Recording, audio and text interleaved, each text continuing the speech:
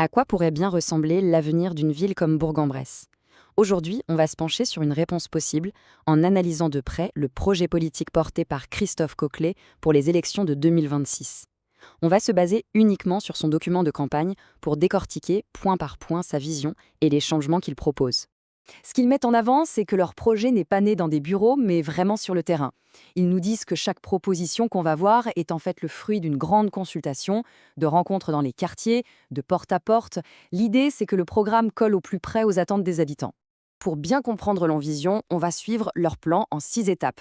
On va commencer par les fondations même du projet, ensuite on plongera dans des thèmes très concrets comme la sécurité et la redynamisation du centre-ville. Puis on verra ce qu'ils proposent pour la communauté et les espaces verts, avant de finir sur 2 sujets cruciaux, les finances et la gouvernance. Le point de départ, le socle de tout le projet, c'est donc cette idée de co-construction. La promesse est là, chaque idée qu'on va examiner serait née de discussions avec les citoyens. Le but affiché, c'est d'arriver à une vision qui ne soit pas imposée d'en haut, mais qui soit, je cite, cohérente et partagée. Alors justement, quelles sont ces préoccupations qui remontent du terrain? Eh bien, le programme les a regroupées dans un premier grand axe, la sécurité, la propreté et la santé. Voyons un peu comment ils comptent s'y prendre. Pour justifier leur proposition sur la sécurité, le projet met en avant un chiffre assez parlant. On aurait un policier municipal pour 1600 habitants. La moyenne nationale, elle, serait d'un pour 1000. Et c'est justement cet écart qui, selon eux, impose une action forte, notamment sur les effectifs. Au-delà des chiffres, pour que ça parle à tout le monde, le document utilise ce petit dialogue. Ça permet d'ancrer le débat dans le quotidien et de mettre le doigt sur une inquiétude très concrète, ce sentiment d'insécurité qui peut toucher les familles et au final limiter les libertés de chacun, surtout celles des plus jeunes. Du coup, la réponse proposée, elle s'articule en plusieurs points. D'abord, plus de présence humaine, avec l'idée de doubler les effectifs de la police municipale. Ensuite, plus de technologie, avec un centre de vidéosurveillance qui tournerait 24 heures sur 24.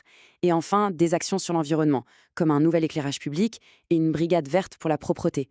Pour chapeauter le tout, un nouvel adjoint au maire serait nommé, avec un portefeuille dédié uniquement à la sécurité. Le projet s'attaque aussi au bien-être avec une démarche qui se veut proactive. L'idée, c'est d'aller vers les habitants grâce à des bus de prévention santé.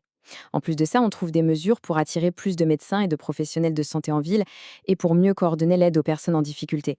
Et là aussi, tout serait piloté par un adjoint au maire dédié. Ok, une fois la ville jugée plus sûre et plus saine, comment la rendre plus vivante, plus dynamique? C'est le deuxième grand chapitre du projet qui s'attaque à la revitalisation du centre-ville. Et pour ça, ils actionnent 2 leviers principaux, le commerce et la mobilité. Pour montrer l'ampleur du défi, le document pointe du doigt un symptôme, le nombre de logements vides qui augmente. On voit que le taux de vacances a grimpé entre 2009 et 2020 pour même dépasser la moyenne nationale. Pour l'équipe du projet, c'est un signal d'alarme, le signe d'une perte d'attractivité qu'il faut absolument inverser. Le plan d'action, il vise à la fois les commerçants et les clients. D'un côté, pour les pros, on propose de faciliter la location des boutiques vides et de baisser les droits de terrasse. De l'autre, pour nous tous, l'idée c'est de rendre le shopping plus agréable en rénovant des lieux clés comme le champ de foire ou en créant une promenade abritée. Et le symbole fort, ce serait le retour du grand marché du mercredi en plein centre-ville. Pour qu'on puisse se projeter, le programme nous livre quelques aperçus en images. Ici, par exemple, on découvre les futures halles. Elles sont imaginées comme un espace moderne, ouvert, avec pas mal de verdure. Bref, un lieu conçu pour devenir un vrai cœur battant pour la vie locale. On continue cette petite visite du futur avec la place Edgar Quinet. L'image qu'on voit propose une sacrée transformation. Beaucoup plus d'espaces verts, des terrasses accueillantes, un vrai lieu de vie apaisé. Ça illustre bien cette volonté de redonner de la place aux piétons et à la convivialité en centre-ville. Évidemment, attirer plus de monde en ville, ça pose la question du stationnement. Le projet y répond avec une solution un peu pierre de coups pour le parking de la préfecture. D'un côté, on augmente sa capacité d'accueil et de l'autre, on lui ajoute une dimension écolo avec une toiture entièrement couverte de panneaux solaires. Un centre-ville qui bouge, c'est bien, mais une ville agréable, c'est aussi le lien social, la culture, la nature. C'est le troisième grand volet du projet. L'objectif ici, améliorer le quotidien de toutes les générations. On sent qu'un accent particulier est mis sur la jeunesse, avec des mesures qui cherchent à la fois à consulter et à former. Par exemple, un référendum est proposé sur le rythme scolaire. Et en parallèle, un conseil municipal des enfants serait créé pour initier les plus jeunes à la vie de la cité.